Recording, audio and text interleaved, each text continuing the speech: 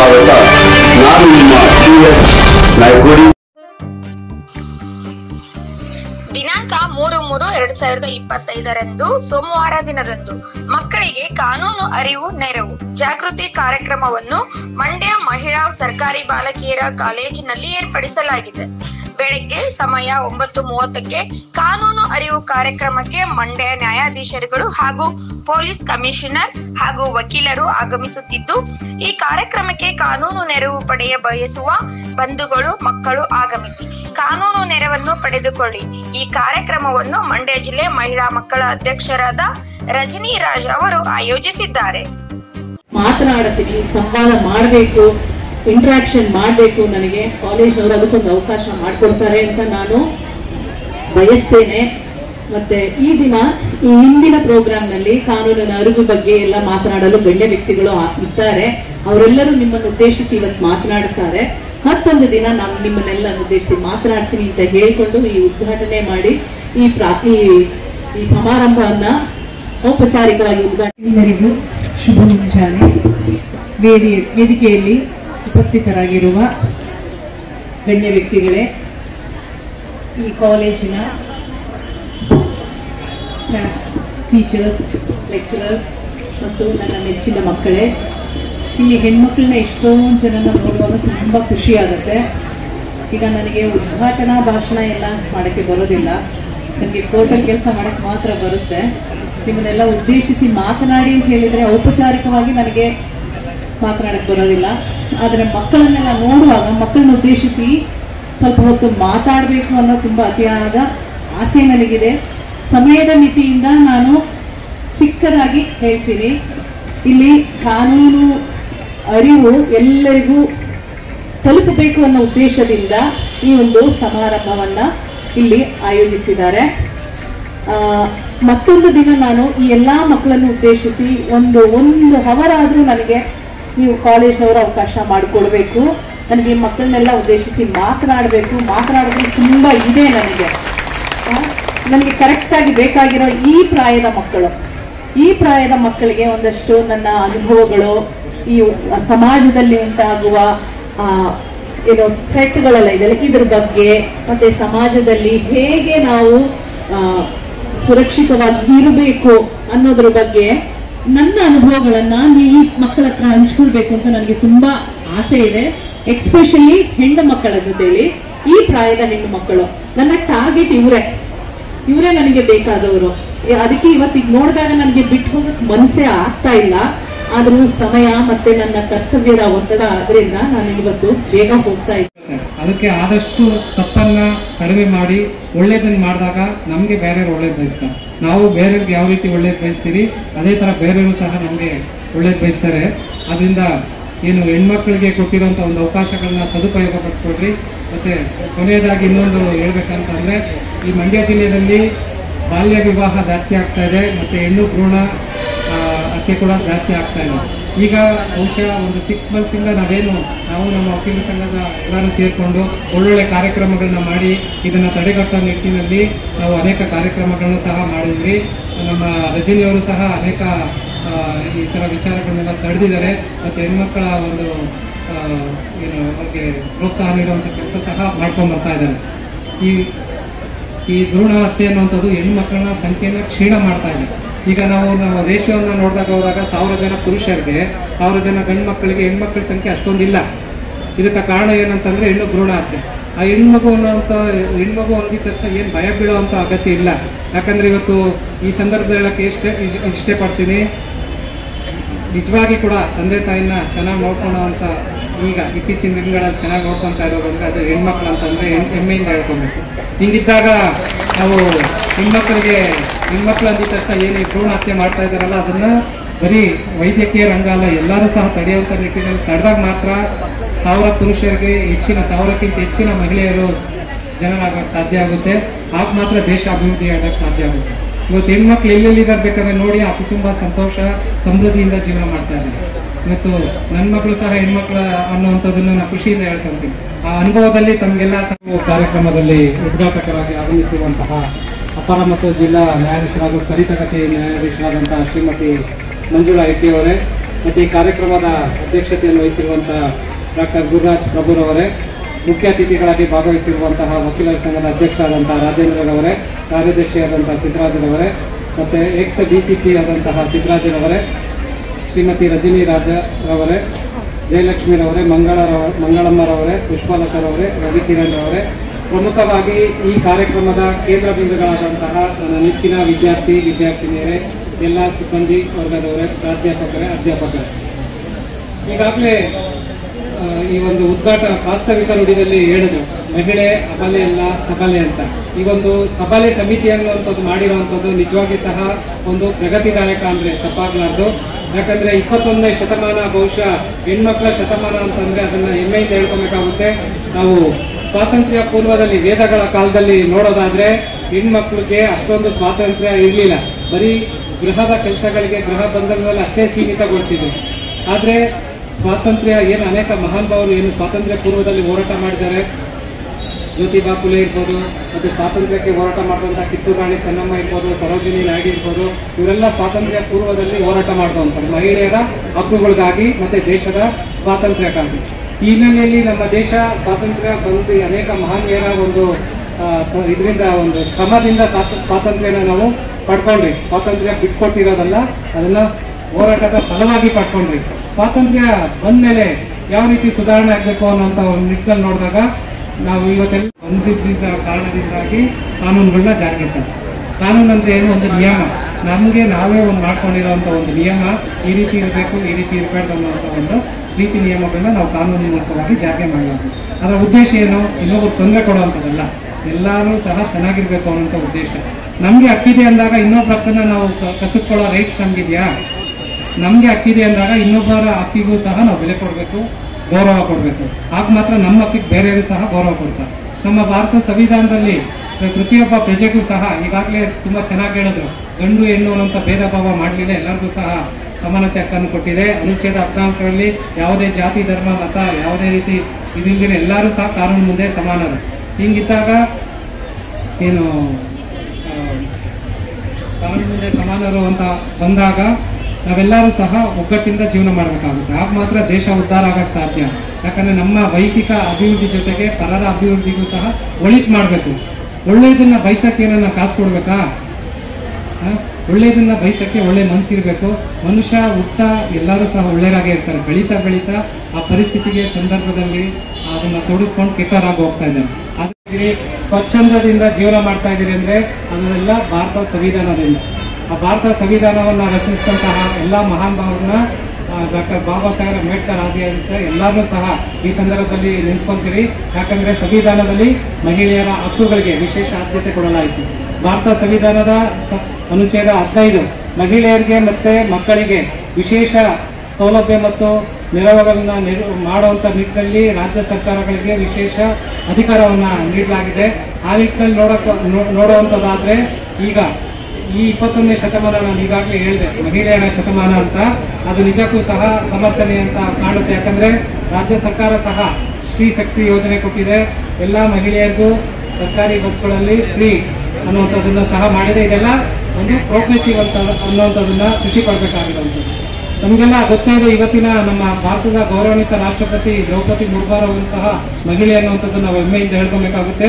ಇಂದಿನ ಕಾಲದಲ್ಲಿ ನಾನು ಈಗಾಗಲೇ ಹೇಳಿದಂಗೆ ಗೃಹ ಬಂಧನದಿಂದ ಯಾವ ರೀತಿ ಸಾರ್ವಜನಿಕ ಮುಕ್ತವಾಗಿ ಒಂದು ಸಬಲ ರೀತಿಯಲ್ಲಿ ಮಹಿಳೆ ಮುನ್ನುಗ್ತಾ ಇದ್ದಾರೆ ಅನ್ನುವಂಥದ್ದನ್ನ ನಾವು ನಿಜವಾಗಿ ಆಕೆಗೆ ಧೈರ್ಯ ತುಂಬಿ ಏನು ಪ್ರತಿಯೊಂದು ಗಂಡ ಸಾಧನೆಯಿಂದ, ಗಂಡಸಿನ ಸಾಧನೆಯಿಂದ ಹೆಣ್ಮಕ್ಳು ಇರ್ತಾರಲ್ಲ, ಅದೇ ರೀತಿ ಒಂದು ಕುಟುಂಬದ ಸಾಧನೆ ಅಂದ್ರೆ ಆ ಹೆಣ್ಮಕ್ಳು ಇರ್ತಾರೆ ಅನ್ನುವಂಥದ್ದನ್ನ ಹೆಮ್ಮೆಯಿಂದ ಹೇಳ್ಕೊಬೇಕಾಗುತ್ತೆ. ಈಗ ನಾವು ಆಟೋ ರಿಕ್ಷಾದಿಂದ ಅವರಿಗೆ ಸಾಮಾಜಿಕ ನ್ಯಾಯವಾಗ್ಲಿ ಸಾಮಾಜಿಕ ಸ್ವಾತಂತ್ರ್ಯವಾಗ್ಲಿ ಇರ್ಲಿಕ್ಕೆ ಇಲ್ಲ. ವಿದ್ಯೆಯನ್ನ ಓದುವ ಹಾಗಿರ್ಲಿಲ್ಲ, ಯಾವುದೇ ಸಂಸ್ಕಾರಗಳಲ್ಲಿ ಭಾಗವಹಿಸುವ ಹಾಗಿರ್ಲಿಲ್ಲ. ಅದರಿಂದ ಉತ್ಪತ್ತಿಯಾದಂತ ಈ ವ್ಯವಸ್ಥೆ ಇವತ್ತಿನವರೆಗೆ ಕೂಡ ನಡೀತಾ ಇದೆ. ನೀವು ಹೇಳ್ಬೋದು ನನಗೆ ವಿದ್ಯೆ ಇದೆ. ಯಾವ ಮಟ್ಟದ ವಿದ್ಯೆ ಇದೆ?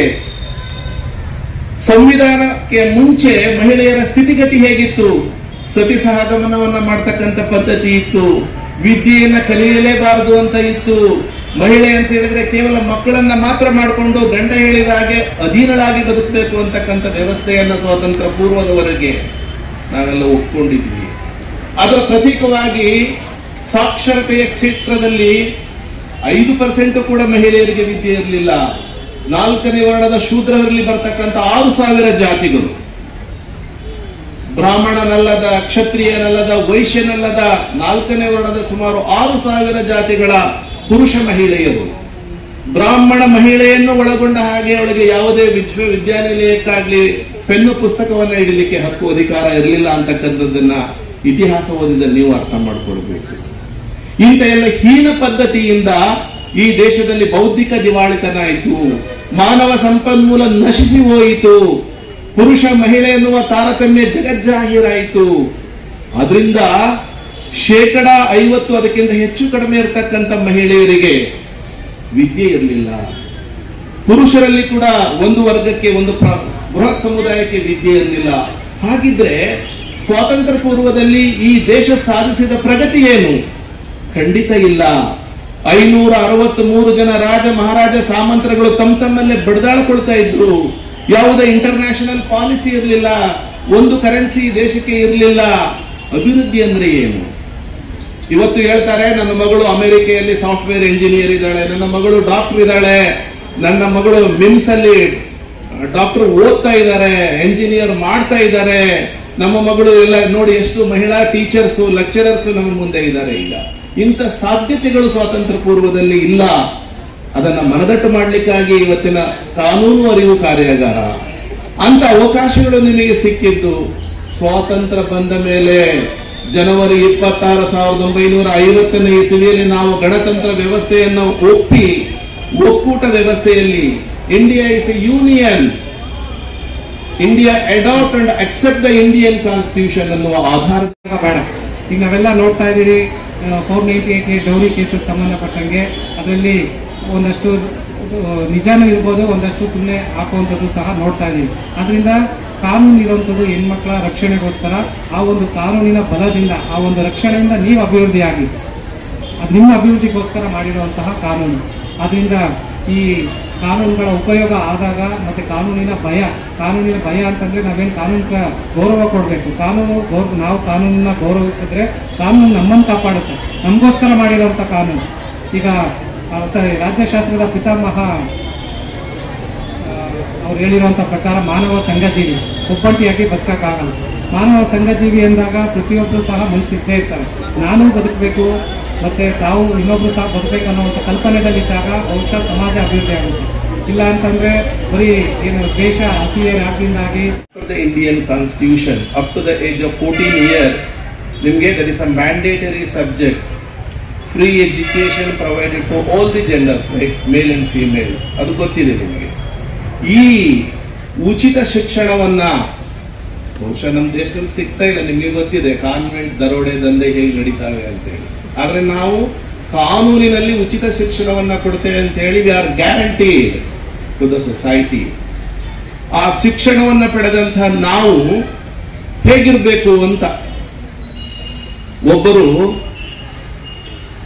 ಆಫ್ಟರ್ ಇಂಡಿಪೆಂಡೆನ್ಸ್ ಅಲ್ಲಿ ನಾಮದೇವ್ ನಿಮ್ಗಾಡೆ ಅಂತ ಹೇಳಿ ಮಹಾರಾಷ್ಟ್ರದವರು 14ನೇ ವಯಸ್ಸಕ್ಕೆ ಅವ್ರ ತಂದೆಯವರನ್ನ ಜೀತಕ್ಕೆ ಅಥವಾ ಕೂಲಿಗೆ ಇರಿಸಿರ್ತಾರೆ. ಅವರ ಮೇಲೆ ಪ್ರಭಾವ ಬೀರಿದಂತಹ ವ್ಯಕ್ತಿ ಯಾರು ಅಂತ ಹೇಳಿದ್ರೆ ಡಾಕ್ಟರ್ BR ಅಂಬೇಡ್ಕರ್. ದೇಶ ವಿದೇಶಗಳಲ್ಲಿ ಹೋಗಿ ಕಷ್ಟದಲ್ಲಿ ಬಾಲ್ಯದಲ್ಲಿ ಅಪಮಾನಗಳನ್ನ ಸಹಿಸಿ ಓದಿದಂತಹ ವ್ಯಕ್ತಿಯನ್ನ ಆದರ್ಶವಾಗಿಟ್ಟು ನಾನು ಜೀತವನ್ನ ಮಾಡೋದಿಲ್ಲ, ಶಿಕ್ಷಣವನ್ನ ಕಲಿತೇನೆ ಅಂತ ಹೇಳ್ತಾರೆ. 14ನೇ ವಯಸ್ಸದು. ನಾಮದೇವ್ ನಿಮ್ಗಾಡೆ ಮಹಾರಾಷ್ಟ್ರದಲ್ಲಿ. ಅವರು ಅಮೆರಿಕೆಯಲ್ಲಿ ಹೋಗಿ PhD ಅನ್ನ ಮಾಡ್ತಾರೆ 1952ನಲ್ಲಿ. ನೀವು ತಿಳ್ಕೋಬೇಕು ಯಾಕೆ ಮಾಡ್ತಾರೆ ಅಂತ ಹೇಳಿದ್ರೆ, ಒಬ್ಬ ವ್ಯಕ್ತಿ ಮಹಿಳೆ ಅಥವಾ ಪುರುಷ ಸಾಧಿಸುವ ಛಲ ಅವನಲ್ಲಿ ಇದ್ದರೆ ಅಮೆರಿಕೆಯಲ್ಲಿ ಇರ್ತಾರೆ. ಬಾಹ್ಯಾಕಾಶಕ್ಕೆ ಅಂತರಿಕ್ಷದಲ್ಲಿ 2 ಬಾರಿ ಹೋಗಿ ಬಂದ ಮಹಿಳೆಯರು. ದುರಾದೃಷ್ಟವಶಾತ್ ಕಲ್ಪನಾ ಚಾವ್ಲಾ ಅವರು ಬದುಕಿ ವಾಪಸ್ ಬರಲಿಲ್ಲ. ಅಂಥದ್ದೇ ಸಾಧನೆಯನ್ನ ಮಾಡಿದಂತ ಬಹಳಷ್ಟು ಮಹಿಳೆಯರು. ಮೊನ್ನೆ ಟ್ರಂಪ್ ವಿರುದ್ಧ ಪ್ರೆಸಿಡೆಂಟ್ ಪೋಸ್ಟ್ಗೆ ಯುನೈಟೆಡ್ ಸ್ಟೇಟ್ಸ್ ಆಫ್ ಅಮೆರಿಕಾದಲ್ಲಿ ಕಂಟೆಸ್ಟ್ ಮಾಡಿದಂತ ಮಹಿಳೆ ಭಾರತೀಯ ಮೂಲದ ಮಹಿಳೆ. ಸೋತಿರಬಹುದು, ಆದ್ರೆ ಅವ್ರ ವ್ಯಕ್ತಿತ್ವವನ್ನು ಕಳ್ಕೊಂಡಿಲ್ಲಲ್ಲ. ಆ ಮಹಿಳೆ ಅಮೆರಿಕೆ ಅಂತ ಜಗತ್ತಿನ ದೊಡ್ಡಣ್ಣ ರಾಷ್ಟ್ರದಲ್ಲಿ ಆ ಸ್ಥಾನಕ್ಕೆ ಏರ್ಬೇಕಾದ್ರೆ ನೀವು ಅರ್ಥ ಮಾಡ್ಕೊಳ್ಳಿ, ನಾನು ಯಾವ ಸ್ಥಾನವನ್ನ ನನ್ನ ಜೀವನದಲ್ಲಿ ಯಾವ ಗುರಿಯನ್ನ ಮುಟ್ಟಬಲ್ಲೆ, what is my aims and objective in my personal life and personal career, ಏನ್ ಮಾಡ್ತೇನೆ ನಾನು, ಇದನ್ನ ಪ್ರತಿಯೊಬ್ಬರು ಹಾಕೊಳ್ಬೇಕು. ನಿಮಗೆ ಗೊತ್ತಿದೆ, ಭಾರತಕ್ಕೆ ಯಾವುದೇ ಬೌದ್ಧಿಕ ದಿವಾಳಿತನ ಇಲ್ಲ. ಭಾರತಕ್ಕೆ ಸದ್ಯದ ಸವಾಲು ಏನು ಅಂತ ಹೇಳಿದ್ರೆ ಪಾಪ್ಯುಲೇಷನ್, ಜನಸಂಖ್ಯೆ.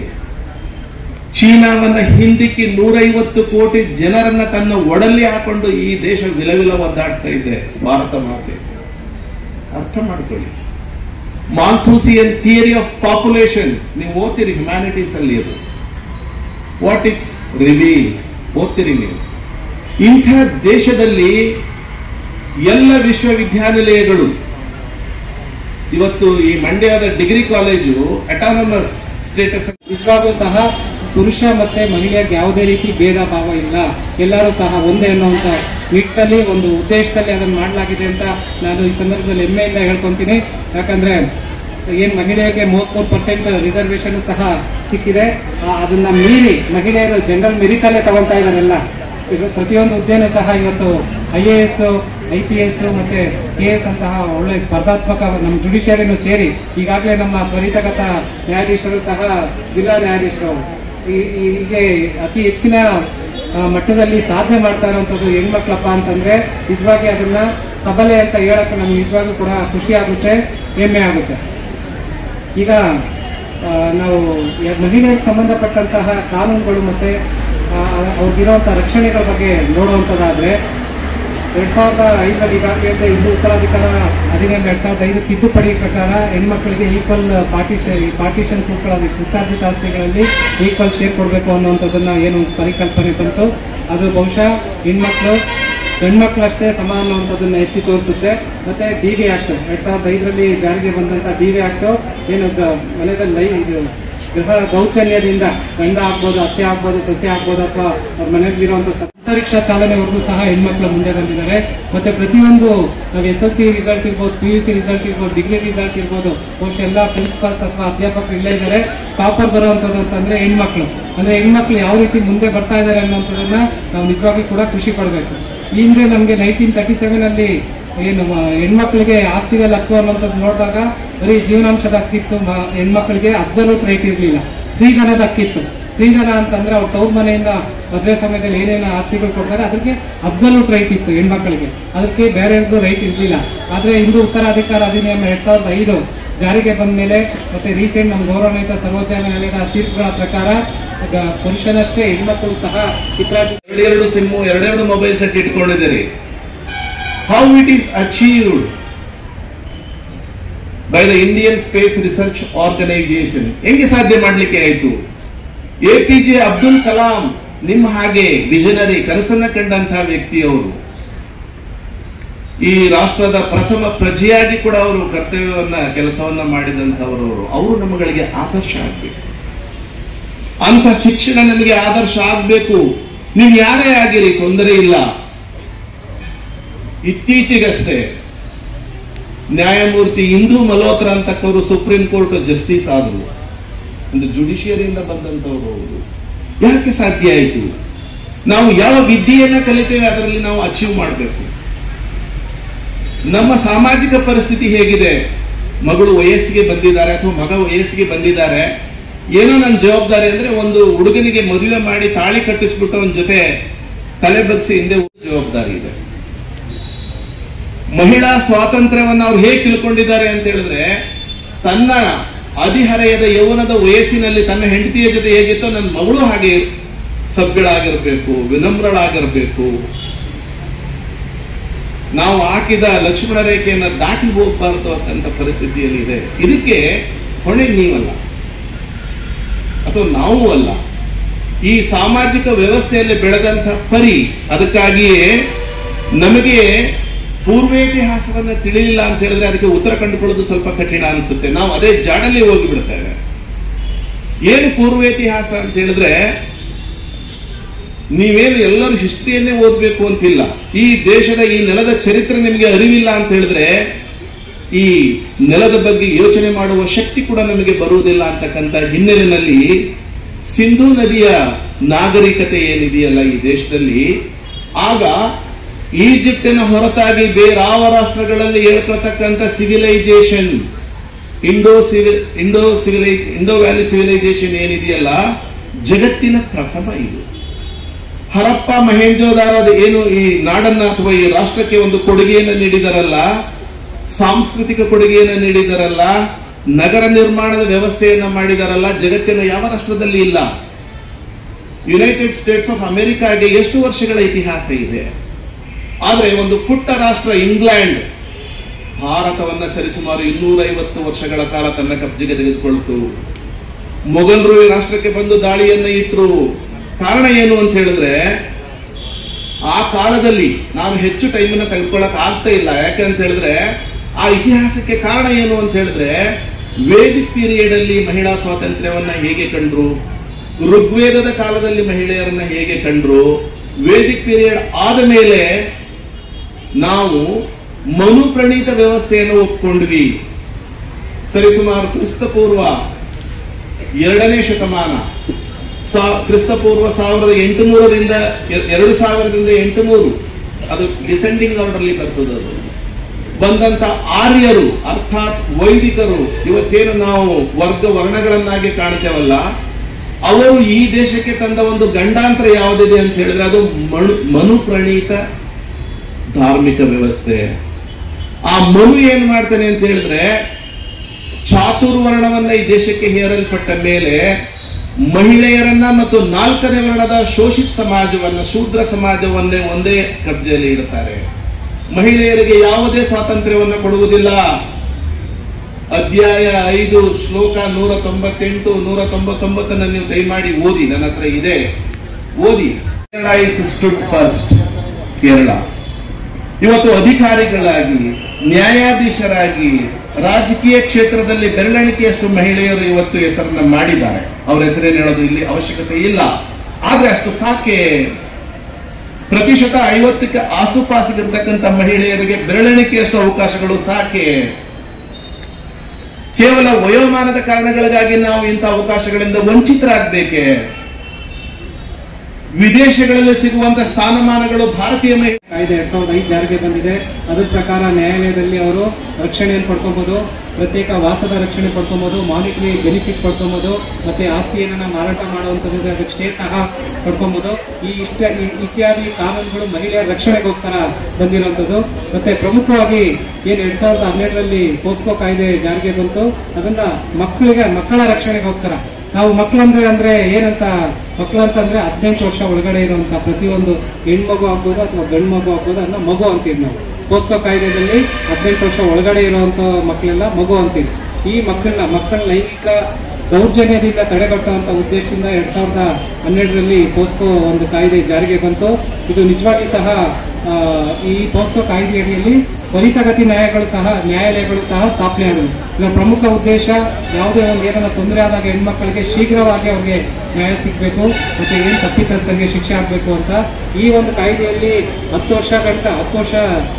ವರ್ಷದಿಂದ ಏನು ಅಜೀವ ಕಾರಾವಾಸ, ಜೀವಾವಧಿ ಶಿಕ್ಷೆ ಕೊಡುವಂತಾಗ್ತಿದೆ. ಮತ್ತೆ ತುಂಬಾ ಹೀನ ಕೃತ್ಯಗಳಲ್ಲಿ ಮರಣದಂಡನೆ ವಿಧಿಸುವಂತಹ ಒಂದು ಶಿಕ್ಷೆ ಸಹ ನೀಡಲಾಗಿದೆ. ಅಂತಂದ್ರೆ ಈ ಕಾನೂನಿನ ಒಂದು ಶಕ್ತಿ ಎಷ್ಟಿದೆ ಅಂತೇಳಿ ತಿಳ್ಕೊಂಬೋದು. ಆದ್ರೆ ವಿಪರ್ಯಾಸ ಏನಂತಂದ್ರೆ ಇಷ್ಟೆಲ್ಲ ಬಲಿಷ್ಠವಾದಂತಹ ಕಾನೂನುಗಳಿದ್ರು ಸಹ ಅದನ್ನ ಪಾಲನೆ ಮಾಡೋದು ಒಂದ್ ಕಡೆ ಆಗ್ತಂದ್ರೆ ಅಪರಾಧಗಳು ನಡೀತಾನೆ ಇದ್ದಾವೆ. ಅಂದ್ರೆ ಈ ಕಾನೂನು ಇದ್ರೂ ಸಹ ಇದು ಯಾಕೆ ನಡೀತಾ ಇದೆ ಅನ್ನುವಂಥದ್ದನ್ನ ನಾವು ಕ್ವಶನ್ ಮಾಡ್ಬೇಕಾಗಿದೆ. ಅದಕ್ಕೆ ನಮ್ಮ ಹೆಣ್ಮಕ್ಳು ಏನು ಹೇಳಿದ್ದೀರಾ, ಎಲ್ಲ ನನ್ನ ನೆಚ್ಚಿನ ವಿದ್ಯಾರ್ಥಿನಿಯರಿದ್ದೀರಾ, ನೀವು ಬಲಿಷ್ಠರಾಗಬೇಕು. ನೀವು ಅದ್ರ ಬಗ್ಗೆ, ಆ ಕಾನೂನುಗಳ ಬಗ್ಗೆ ತಿಳ್ಕೊಬೇಕು. ಈಗ ನೀವೇನು ಒಂದು ಸ್ಟಡಿ ಮಾಡ್ತಾ ಇದ್ದೀರಾ, PUC ಆಗ್ಬೋದು ಅಥವಾ ಡಿಗ್ರಿ ಆಗ್ಬೋದು, ಇದು ನಿಮ್ಮ ಲೈಫ್ನ ಟರ್ನಿಂಗ್ ಪಾಯಿಂಟ್. ಇದರಲ್ಲಿ ನೀವು ಎಜುಕೇಶನ್ಗೆ ಕಾನ್ಸಂಟ್ರೇಷನ್ ಕೊಟ್ಟು ನೀವು ಚೆನ್ನಾಗಿ ಓದಿಕೆ ಆದ್ರೆ ಮುಂದೆ ಒಳ್ಳೆ ಅಧಿಕಾರಿಗಳಾಗ್ತೀರಾ. ನಿಮ್ಮ ಟೀಚರ್ಸ್ ತರ where we will have to reach, what is our destiny and goal, ಅದು ಬೇಕಲ್ಲ.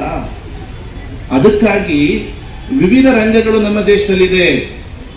India is a naturally richest country in the globe.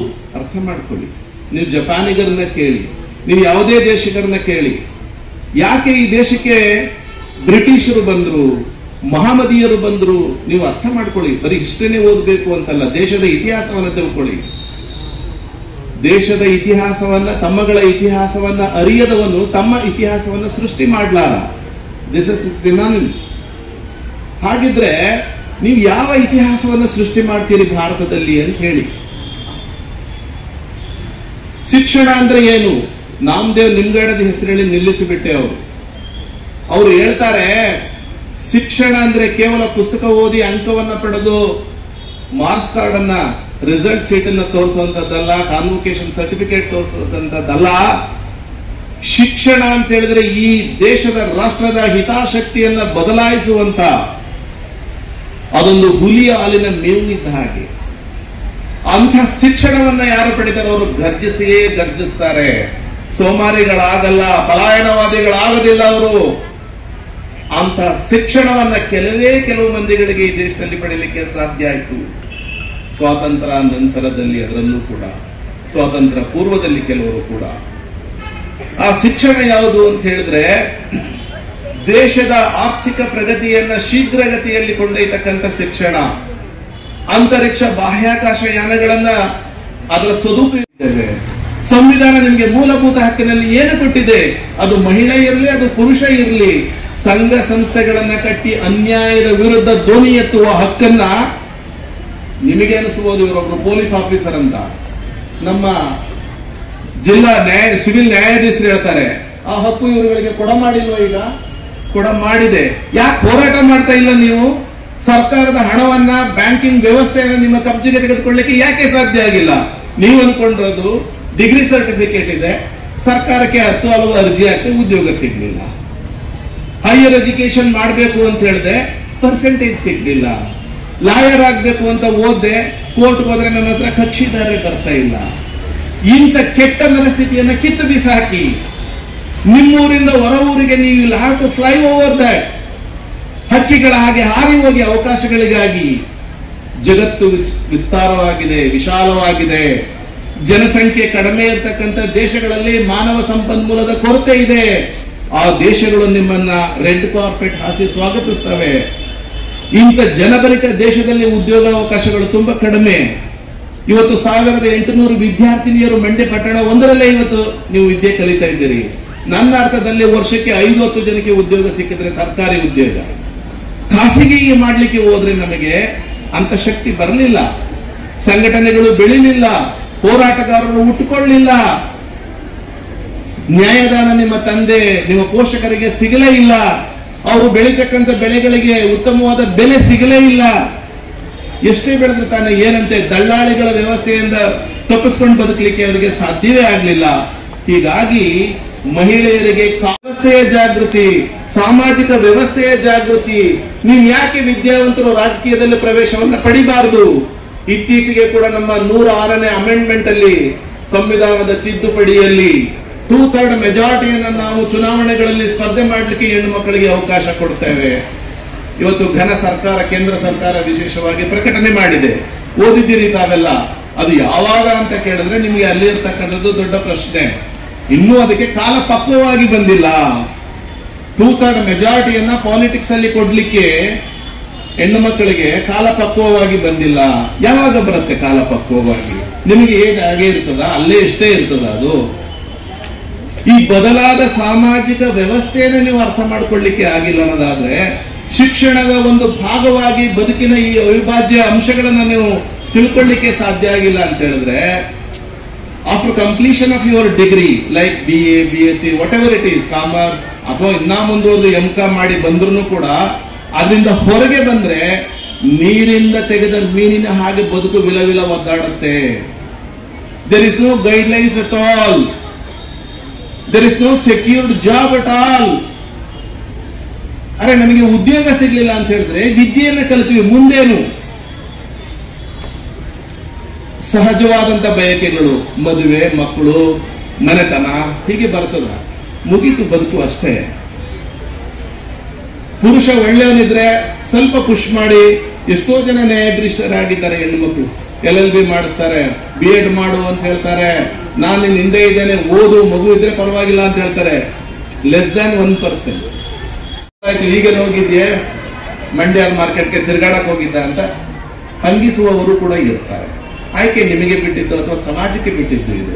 ಇಂಥ ಒಂದು ಪರಿಸ್ಥಿತಿಯಲ್ಲಿ ಸಮುದಾಯ ಮತ್ತು ನಿಮ್ಮ ಬೆನ್ನಿಗೆ, ನಿಮ್ಮ ರಕ್ಷಣೆಗೆ ನಿಂತದ್ದು ಭಾರತದ ಸಂವಿಧಾನ. ದಯಮಾಡಿ ನೀವು ಏನು ಓದ್ಲಿಲ್ಲ ಅಂತ ಹೇಳಿದ್ರು you must have to read law of the land like Indian constitution. ಏನಿದೆ ಅದರಲ್ಲಿ ಅಂತ ಹೇಳಿ, ಯಾವ ಮಹಿಳೆಯನ್ನ ಚಿತೆಗೆ ದೂಕ್ತಾ ಇದ್ರು, ಯಾವ ಮಹಿಳೆ ಪೆನ್ನನ್ನ ಹಿಡಿಬೇಡ ಅಂತ ಹೇಳ್ತಾ ಇತ್ತು, ಯಾವ ಮಹಿಳೆಗೆ ದೇವದಾಸಿ ಪದ್ಧತಿ, ಬಾಲ್ಯ ವಿವಾಹ ಪದ್ಧತಿಯಲ್ಲಿ ನರಳಿಸ್ತಾ ಇದ್ರು, ಇವತ್ತು ಅವರ ಕೈಗೆ ಪೆನ್ನು ಕೊಡಿ, ಅವರಿಗೆ ವಿದ್ಯೆಯನ್ನ ಕೊಡಿ, ಅವರಿಗೆ ಆಸ್ತಿಯಲ್ಲಿ ಹಕ್ಕನ್ನ ಕೊಡಿ, ಅವರ ಕೈಯಲ್ಲಿ ಬಂಡವಾಳವನ್ನ ಕೊಡಿ, ಅವರಿಗೆ ಸಂಘಟನೆಯನ್ನ ಮಾಡಲಿಕ್ಕೆ ಅವಕಾಶ ಮಾಡಿಕೊಡಿ. ಒಬ್ಬ ಪುರುಷ ಸಾಧನೆ ಮಾಡಿರದೇ ಇರ್ತಕ್ಕಂಥ ಒಬ್ಬ ಮಹಿಳೆ ಮಾಡೇ ತೀರ್ತಾರೆ. ಕೊಡಿ ಅಂತ ಹೇಳಿ ಅವತ್ತಿನ ಸಂವಿಧಾನ ತಜ್ಞರು ಎಲ್ಲ ಮಹನೀಯರು ಕೂಡ ಮಹಿಳೆಯರಿಗೆ ವಿಶೇಷ ಆಸ್ತಿಯನ್ನ ಕೊಟ್ಟ ಕಾರಣಗಳಿಗಾಗಿ ಇವತ್ತು ಮಹಿಳೆಯರ ಸಾಕ್ಷರತಾ ಪ್ರಮಾಣ, ಲಿಟರಸಿ ಅಚೀವ್ಮೆಂಟ್ ಮೋರ್ ದನ್ 70% ಇದೆ ಇಂಡಿಯಾದಲ್ಲಿ. ನಿಮ್ಗೇನು ಅನ್ಸಲ್ವಾ? ಒಂದ್ ಚಪ್ಪಾಳೆಯವರು ತಟ್ಟಬೇಕು ಅನ್ಸಿಲ್ಲೇನ್ರಿ ನಿಮ್ಗೆ ರೀ? Women literacy programme in India is wise from. ಆದಾಯದ ಮೂಲ ಎಲ್ಲಿದೆ? ನಿಮ್ಮ ತಂದೆ ಕೂಡ ಇನ್ನು ಸ್ವಾಮಿ ಎಲ್ಲಿಗೆ ಎಬ್ಬೆಟ್ಟು ಒತ್ಲಿ ಅನ್ನೋ ಸ್ಥಿತಿಯಲ್ಲಿ ಅವರಿದ್ರೆ, ಅವರು ಇವತ್ತು ಸಮಾಜದಲ್ಲಿ ಏನು ನಡೀತಾ ಇದೆ, ಕಬ್ಬಿನ ಬೆಲೆಗೆ ಏನು ದರ ನಿಗದಿಯಾಗಿದೆ, ಬಹುತೇಕ ರೈತರ ಮಕ್ಕಳಲ್ಲಿ ಕುಳಿತುಕೊಂಡಿದ್ದೀರಿ. ವರ್ತಕರಾಗಿದ್ರೆ ಇವತ್ತು ಮಾರ್ಕೆಟ್ ವ್ಯವಸ್ಥೆ ಹೇಗಿದೆ? ಯಾರಾದ್ರೂ ಕೈ ಎತ್ತಿ ನೋಡೋಣ. ನಿಮ್ ತಂದೆ ಯಾರಾದ್ರೂ share market, SEBI, stock exchange board of ಇಂಡಿಯಾದಲ್ಲಿ ನಮ್ಮ ತಂದೆಗೆ ಅಥವಾ ನನಗೆ ಗೊತ್ತಿದೆ, ಅವ್ರ ಕೈ ಎತ್ತಿ ನೋಡೋಣ. ನೋಡಿ ಪರಿಸ್ಥಿತಿ ನೋಡ್ರಿ. ಈ ದೇಶದ ಇಕೊನಾಮಿ, ಮಾನಿಟರಿ ಹಣಕಾಸು ವ್ಯವಸ್ಥೆನ ನಿಯಂತ್ರಣ ಮಾಡತಕ್ಕಂಥ stock exchange board of India 1% ಜನರ ಕೈಯಲ್ಲಿದೆ. ಅದು ಶೇಟುವಾಲಾಗಳ ಕೈಯಲ್ಲಿದೆ, ಅದು ಬನಿಯಾವಾಲಾಗಳ ಕೈಯಲ್ಲಿ ಇದೆ. ನಿಮ್ಮನೆಗೆ ಹೇಗೆ ದುಡ್ಡು ಬರುತ್ತೆ? ಮತ್ತೆ ನಿಮ್ಮ ತಂದೆಯ GDP ಎಷ್ಟು ಅಂತ ಹೇಳಿ ಡಿಗ್ರಿ ಓದೋರು ನೀವು ಯಾರಾದ್ರೂ, ಅಥವಾ 5 ಮಾಸ್ಟರ್ ಡಿಗ್ರಿ ಕೋರ್ಸ್ ಅಲ್ಲಿ ಓದೋರು ಯಾರಾದ್ರೂ ಕೈ ಎತ್ತಿ ನೋಡೋಣ. ಈ ರಾಜ್ಯದ ವಾರ್ಷಿಕ ಬಡ್ಜೆಟ್ ಎಷ್ಟಿದೆ ಅಂತ ಕೈ ಎತ್ತಿ ನೋಡೋಣ. ಬಡವರ ಉದ್ಧಾರಕ್ಕಾಗಿ, empowerment of the poorer people in this country, middle class people in this country. ತಿಳ್ಕೊಳ್ಳಿ ದಯಮಾಡಿ. ಪುಸ್ತಕದಲ್ಲಿ ಇರೋ ಪ್ರಶ್ನೆಗಳಿಗೆ ಉತ್ತರ ಬರೆದು ಮಾರ್ಕ್ಸ್ ಬಂದ್ರೆ ನಾವು ಪಾಸ್ ಆದ್ವಿ ಅಂತಲ್ಲ, ಬದುಕಿನ ವ್ಯವಸ್ಥೆಯಲ್ಲಿ ಕೂಡ ನಾವು ಪಾಸ್ ಆಗ್ಬೇಕು. ಆ ಜವಾಬ್ದಾರಿ ಮಹಿಳೆಯರಾದ ನಿಮ್ಮ ಮೇಲಿದೆ. ಇನ್ನು 5-10 ವರ್ಷಗಳಲ್ಲಿ ನೀವು ಜವಾಬ್ದಾರಿ ಸ್ಥಾನಕ್ಕೆ ಹೋಗ್ತಕ್ಕಂಥ ಮಹಿಳೆಯರು ಇಲ್ಲಿ ಸೇರಿದ್ದೀರಿ. 1800 ಸಂಖ್ಯೆಯ ವಿದ್ಯಾರ್ಥಿನಿಯರ ಸಂಖ್ಯೆ ಬಹಳ ದೊಡ್ಡದಿದೆ. ನೀವು ಪ್ರಜ್ಞಾವಂತರಾದ ಇಡೀ ಮಂಡ್ಯ ಜಿಲ್ಲೆಯನ್ನೇ ಬದಲಾಯಿಸಿಬಿಡ್ಬೋದು. ನಿಮ್ಗೆ ನೀರಾವರಿ ಸಂಪತ್ತಿದೆ, ಫಲವತ್ತಾದ ಭೂಮಿಯ ಸಂಪತ್ತಿದೆ, ವಿದ್ಯೆ ಸಿಗುವಂತ ಇಂಥ ಕಾಲೇಜುಗಳು ಇದೆ. ಆದ್ರೆ ನಮಗೆ ಸೋಮಾರಿತನ ಎಲ್ಲಿದೆ ಅಂತ ಕೂಡ ನಾವು ಉತ್ತರವನ್ನು ಹುಡುಕಬೇಕಾಗುತ್ತೆ. ಬೇಜಾರಾಗಬಾರ್ದು ಯಾರು ಕೂಡ. ಅದ್ಯಾವುದೇ ವಿಚಾರ ಆಗಿರ್ಲಿ, ಅದು ತದೇಕ ಚಿತ್ತದಿಂದ ನಾವು ಕೇಳಬೇಕು. ಅದು ಒಳಿತಿದ್ರೆ ನಮ್ಮ ಮೆದುಳಲ್ಲಿ ಹಾಕಿಕೊಳ್ಬೇಕು, ಅದಕ್ಕೆ ಉತ್ತರವನ್ನು ಕೂಡ ಕಂಡುಕೊಳ್ಬೇಕು. ಅದು ನಮಗೆ ಇಷ್ಟ ಇಲ್ಲ ಅಂತ ಹೇಳಿದ್ರೆ ಲೀವ್ ಇಟ್, ಪಾಸ್ ಆನ್, ಬಿಟ್ಟು ಮುಂದೆ ಹೋಗ್ಬೇಕು. ಈಗ ಲೆಕ್ಚರರ್ಸ್ ಮಾಡೋ ಪಾಠವನ್ನ ಕೇಳಿಕೊಂಡು ಬರ್ಕೊಳ್ಳೋ ಕಾಲ ಅಲ್ಲ ಅದು. ನಾವು ಸ್ವಯಂ ಸ್ವಂತ ಕಲಿತು ನಾವು ಬರೀತಕ್ಕಂಥ ವ್ಯವಸ್ಥೆ ಇದು. ಇವತ್ತು ಜಗತ್ತು ಎಲ್ಲಿದೆ ಅಂತ ಹೇಳಿದ್ರೆ, ನಾವು ಕೇವಲ ಹ್ಯುಮ್ಯಾನಿಟೇರಿಯನ್ಲಿ ಕೂತ್ಕೊಂಡಿದ್ದೀವಿ. BA ಓದ್ತೀನಿ, MA ಓದ್ತೀನಿ. After that what it is, ಎಲ್ಲಿಗೆ ಹೋಗ್ತೀವಿ? ಅದು MCom ಮಾಡಿದ್ದೇವೆ. MCom ಮಾಡಿದ್ಮೇಲೆ ನಿಮ್ಗೆ ಡೆಬಿಟ್ ಎಂಟ್ರಿ, ಕ್ರೆಡಿಟ್ ಎಂಟ್ರಿ ಎಲ್ಲ ಹಾಕ್ಬೇಕು ಅಂತ ಹೇಳಿ ಯೋಚನೆ ಮಾಡ್ತಾ ಕೊಡ್ತಿರ್ತೀರಿ. Business, what kind of business? ನಿಮ್ಮ ತಂದೆ ಅಥವಾ ನಿಮ್ಮ ಜಿಲ್ಲೆಯಲ್ಲಿ ಬೆಳೀತಕ್ಕಂಥ ಎಲ್ಲ ವ್ಯವಸಾಯ ಉತ್ಪನ್ನಗಳನ್ನ 3ನೇ ವ್ಯಕ್ತಿ ದಳ್ಳಾಳಿಗಳು ತಗೊಂಡು ಹೋಗ್ತಾ ಇದ್ದಾರೆ. ನಿಮ್ ತಂದೆಗೆ ಏನೂ ಸಿಗಲ್ಲ. ನಿಮ್ ತಂದೆ ವಾರ್ಷಿಕವಾಗಿ ಒಂದು ಬೆಳೆ, ಕಬ್ಬಿನ ಬೆಳೆ, ರಾಗಿ, ಕೊಬ್ಬರಿ, ದೇವರೇ ಆಗಿರ್ಲಿ, ಹರಿಹರ ಅಯ್ಯಪ್ಪ ಏನೋ ಹೇಳ್ಕೊಳ್ತಾರೆ, ಧಾರ್ಮಿಕ ವಿಡಂಬನೆ ನಮಗೆ ಬೇಡ. ಆದ್ರೆ ಮಹಿಳೆಯರಿಗೆ ಯಾಕೆ ಹೋಗ್ಬಾರ್ದು? ಒಂದೇ ಉತ್ತರವನ್ನ ಕೊಡುತ್ತೆ ದೇವಸ್ವ ಮಂಡಳಿ, ಮುಟ್ಟಿನ ಕಾರಣಕ್ಕಾಗಿ ಮಹಿಳೆ ಹೋಗ್ಬಾರ್ದು. ಅರೆ ಸ್ವಾಮಿ, ಮುಟ್ಟು ನಿಂತಲ್ಲವೇ ನಾವೆಲ್ಲ ಹುಟ್ಟಿ ಇಲ್ಲಿ ನಿಂತಿರ್ತಕ್ಕಂಥದ್ದು. ಅದು ಪುರುಷ ಇರಲಿ, ಅದು ಮಹಿಳೆ ಇರಲಿ. ಮುಟ್ಟನ್ನೇ ಅಪರಾಧ ಎನ್ನುವ ಈ ಧಾರ್ಮಿಕ ವ್ಯವಸ್ಥೆ ಇರತಕ್ಕಂಥ ಈ ಭಾರತೀಯ ಸಮಾಜದಲ್ಲಿ ಯಾವ ಮೌಢ್ಯವನ್ನ, ಯಾವ ಮೂಢನಂಬಿಕೆಯನ್ನು ಒಪ್ಕೊಂಡು ನಾವು ಮೌನವಾಗಿರ್ಬೇಕು ಅಂತಕ್ಕಂಥ ಪ್ರಶ್ನೆ ನಿಮ್ಮಲ್ಲಿ ಹೇಳ್ಬೇಕು ಹೆಚ್ಚು ಹೆಚ್ಚಾಗಿ. ಯಾಕೆ ಅಂತ ಹೇಳಿದ್ರೆ ಪುರುಷನಿಗೆ ಅರ್ಹ ಇರ್ತಕ್ಕಂಥದ್ದು ಮಹಿಳೆಯರಿಗೆ ಯಾಕೆ ಅರ್ಹ ಇಲ್ಲ ಅಂತ ಕೇಳಬೇಕು. ಶನಿ ಸಿಂಗಣಾಪುರಕ್ಕೆ ಮಹಿಳೆಯರು ಹೋಗಬಾರದು, ಯಾಕೆ ಹೋಗಬಾರದು? ಪ್ರಜಾಪ್ರಭುತ್ವ ಅದನ್ನೇ ಬಯಸುತ್ತೆ. ಪ್ರಶ್ನಿಸುವ ಹಕ್ಕನ್ನು ನೀವು ಬೆಳೆಸ್ಕೊಂಡಿಲ್ಲ ಅಂತ ಹೇಳಿದ್ರೆ democracy is an as in this country ಅಂತ ಹೇಳಿ ಒಂದು ಕತ್ತೆ ಇದ್ದ ಹಾಗೆ. ಅದು ಡೆಮಾಕ್ರಸಿಯಲ್ಲಿ ಪ್ರಶ್ನಿಸುವ ಹಕ್ಕನ್ನ, ಸಂಘ ಸಂಸ್ಥೆಗಳನ್ನ ಕಟ್ಟುವ ಹಕ್ಕನ್ನ ನಿಮ್ಮ ಮೂಲಭೂತ ಹಕ್ಕಾಗಿ ಆರ್ಟಿಕಲ್ 19(1)C ಯಲ್ಲಿ ಮಾಡಿದ್ದಾರೆ. ಇನ್ನೂ ಕೇಳ್ತಾರೆ ರಾಜಕೀಯ ವ್ಯಕ್ತಿಗಳು, ಅವರು ದೋಚಿರೋದು, ಈ ದೇಶದಲ್ಲಿ ಸಂಪತ್ತನ್ನು ಗಳಿಸಿರೋದು ಸಾಲದು ಅಂತ ಹೇಳಿ ಏನ್ ಹೇಳ್ತಾರೆ ಅಂದ್ರೆ article 32 of the Indian constitution ಏನ್ ಹೇಳುತ್ತೆ? Constitution remedies for the fundamental rights. ನಿಮ್ಮ ಮೂಲಭೂತ ಹಕ್ಕಿಗೆ ಚ್ಯುತಿ ಬಂದ್ರೆ ಪರಿಹಾರವನ್ನ ಪಡ್ಕೊಳ್ಳಿ, ಸಂವಿಧಾನದಲ್ಲಿ ಇದೆ. ಏನ್ ಪರಿಹಾರ ಪಡ್ಕೊಳ್ತೀವಿ? ಹೀಗೆ ಸಂತೆಯಲ್ಲಿ ಹೋದ ಹಾಗೆ ಗಳಬಳ ಅಂತ ಹೇಳಿ ಎದ್ದು ಮನೆಗೆ ಹೋದ್ರೆ ಏನು ತಲೆಗೆ ವಿದ್ಯೆ ಬರ್ತದೆ ಹೇಳಿ ನೋಡೋಣ. ನಾವು ಒಂದು ಸಂಘಟನಾತ್ಮಕವಾಗಿ ಇವತ್ತು ಶೋಷಣೆ ನಡೀತಾ ಇದೆ, ಪ್ರಚಲಿತವಾಗಿ ನಡೀತಾ ಇದೆ. ಇಂಟ್ರೊಡ್ಯೂಸ್ ಮಾಡಿದ್ದಾರೆ. CRPC ಏನ್ ಹೇಳ್ತು, ಕೋರ್ಟ್ ಅಲ್ಲಿ ಏನಾಯ್ತು, ವಕೀಲರಿಗೆ ಫೀಸ್ ಏನ್ ಕೊಡಬೇಕು ಅಲ್ಲ, ಜೊತೆಗೆ ನ್ಯಾಯಬದ್ಧವಾದ ಬದುಕನ್ನ ಬದುಕಲಿಕ್ಕೆ, ಸುಸ್ಥಿರವಾದ ಸಸ್ಟೈನಬಿಲಿಟಿ, ಸುಸ್ಥಿರವಾದ ಬದುಕನ್ನ ಕಟ್ಟಿಕೊಳ್ಳಲಿಕ್ಕೆ ಈ ದೇಶ ನಮಗೆ ಏನ್ ಮಾಡಿದೆ, ಯಾವ ಕಾನೂನಿದೆ, ಅದು ಬಹಳ ಮುಖ್ಯ. ಅದು ಕಾನೂನಿನ ಅರಿವು ಕಾರ್ಯಾಂಗ. ಆ ಕಾನೂನು ನಮಗೆ ಬಂದ್ರೆ we will have to question it. ಇಂದ ಏನ್ ಮಾಡ್ತಾ ಇದ್ರು, ಯಾರೋ ಯಜಮಾನ ಬಂದು ಯಜಮಾನ ಸಿನಿಮಾ ನೋಡ್ದಂಗೆ ಮೀಸೆ ತಿರುಗಿ ಹೇಳಿ ಹೋದ್ರೆ ಆಯ್ತು ಸ್ವಾಮಿ ಅಂತಿರ್ತೀವಿ. ಈಗ ಹಾಗಿಲ್ಲ. ನೀವು ಹೇಳುವ ಕಾನೂನು ಯಾವ ಆಧಾರದಲ್ಲಿ, ಯಾವುದರ ಅಡಿಯಲ್ಲಿ ಬರ್ತದದು, ನಮಗೆ ಯಾವ ಹಣವನ್ನ, ಇವತ್ತು ರೂಸಾದಲ್ಲಿ ಹಣ ಉಪಯೋಗಿಸಿ ಕಾರ್ಯಕ್ರಮ ಮಾಡಿದ್ದೀನಿ ಅಂತ ಉದ್ಘೋಷಣೆ ಮಾಡಿದ್ರು. ಯಾಕೆ ಮಾಡ್ತಾರೆ? ಆ ಹಣ ಎಲ್ಲಿಂದ ಬರ್ತದೆ? ಗ್ರಾಮಾಭಿವೃದ್ಧಿಗೆ, ಕುಡಿಯುವ ನೀರಿನ ವ್ಯವಸ್ಥೆಗೆ, ಕೃಷಿಗಾಗಿ, ಕೈಗಾರಿಕೆಗಳಿಗಾಗಿ, ಸೆಲ್ಫ್ ಎಂಪ್ಲಾಯ್ಮೆಂಟ್ ಸ್ಕೀಮ್ಗಳಿಗಾಗಿ, ಪ್ರೈವೇಟ್ ಏನ್ ಮ್ಯಾನುಫ್ಯಾಕ್ಚರಿಂಗ್ ಯೂನಿಟ್ಸ್ ಏನಿದಾವಲ್ಲ ಇಂಥದಕ್ಕೆಲ್ಲ ಏನ್ ಮಾಡಬೇಕು, ನಾವು ಹೇಗೆ ಸಂಘಟಿತರಾಗಬೇಕು, ಹೇಗೆ ಬಂಡವಾಳವನ್ನ ಕ್ರೋಢೀಕರಿಸಬೇಕು ಅಂತಕ್ಕಂಥ ಅರಿವು ಕೂಡ ಕಾನೂನಿನ ವ್ಯಾಪ್ತಿಯಲ್ಲಿ. Indian constitution is the supreme, even rather than any religious ethics like Ramayana, Mahabharata, Quran, Bible, ಯಾವುದೇ ಗ್ರಂಥಗಳಿಗಿಂತ ಮೇಲೆ ಇರತಕ್ಕಂಥದ್ದು ಈ ನೆಲದ ಕಾನೂನು. ಅದಕ್ಕಾಗಿಯೇ ನಾನು ಪ್ರಾರಂಭದಲ್ಲಿ ಹೇಳಿದೆ, you must have to know the law of the land like Indian constitution. ಆ ಸಂವಿಧಾನ ಇರುವ ಕಾರಣಗಳಿಗಾಗಿ ನಾವೆಲ್ಲ ಪಡಿಸಿಲಿಂದ ಹೊರಗೆ ಹೋಗಿದ್ದಾರೆ. ಯಾಕೆ ಅಂತ ಹೇಳಿದ್ರೆ ಮಹಿಳೆಯರ ಬಗ್ಗೆ ಕಡೆಯದಾಗಿ ಹೇಳ್ತಕ್ಕಂಥ ಒಂದೇ ಮಾತು ನೀವು ಅರ್ಥ ಮಾಡ್ಕೊಳ್ಬೇಕು ಹೆಣ್ಣು ಮಕ್ಕಳಾಗಿ.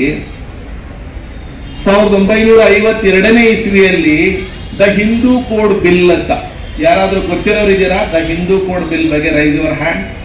ಎನಿಬಡಿ? ಬಟ್ ಯಾಕೆ ಈ ವಿದ್ಯೆ ನಮ್ಮಲ್ಲಿ ಸಿಕ್ಕಿಲ್ಲ? ಇಂಥ ವಿಚಾರಗಳು ನಮ್ಮಲ್ಲಿ ಸಿಕ್ಕಿಲ್ಲ. ಈ ದೇಶದ ಸ್ವಾತಂತ್ರ್ಯಕ್ಕಾಗಿ ಹೋರಾಟ ಮಾಡಿದಂತ ರಾಣಿಯರು, ಮಹಾರಾಣಿಯರ ಬಗ್ಗೆ ನಮ್ಮ ಇತಿಹಾಸದಲ್ಲಿ ಹೆಚ್ಚಿನದಾಗಿ ತಿಳಿಸಿಲ್ಲ. ಆಗೇನಾದ್ರೂ ನಿಮ್ಗೆ ಇನ್ಸ್ಪಿರೇಷನ್ ರಾಣಿ ಅಬ್ಬಕ್ಕ ದೇವಿ ಆಗಿದ್ರೆ, ಕಿತ್ತೂರು ರಾಣಿ ಚೆನ್ನಮ್ಮ ಆಗಿದ್ರೆ, ಅವ್ರು ಯಾಕೆ ಅಂತೇಳಿ ಇವತ್ತು ದತ್ತು ಮಕ್ಕಳಿಗೆ ಹಕ್ಕಿಲ್ಲ, ಲಾರ್ಡ್ ಡಾಲ್ಹೌಸಿ ತಂದಂಥದ್ದು, ಅದ್ರ ವಿರುದ್ಧ ಹೋರಾಟ ಮಾಡಿದಂತ ಕಿತ್ತೂರು ರಾಣಿ ಚೆನ್ನಮ್ಮ ಯಾಕೆ, ಏನು ನಾವು ಪ್ರಶ್ನಿಸಬೇಕಾಗಿತ್ತು. ನೀವು ಮಂಡ್ಯದ ಹೆಣ್ಣು ಮಕ್ಕಳಾಗಿ ಅಥವಾ ಆಸುಪಾಸಿನ ಹೆಣ್ಣು ಮಕ್ಕಳಾಗಿ ಕೆಂಪನಂಜಮಣ್ಣಿಯವರು ಕನ್ನಂಬಾಡಿಯನ್ನು ಅಥವಾ KRS ಕಟ್ಟಿಸ್ಲಿಕ್ಕೆ ಏನು ತ್ಯಾಗ ಮಾಡಿದ್ರು? ಯಾರಾದ್ರೂ ಹೇಳಿ ನೋಡೋಣ.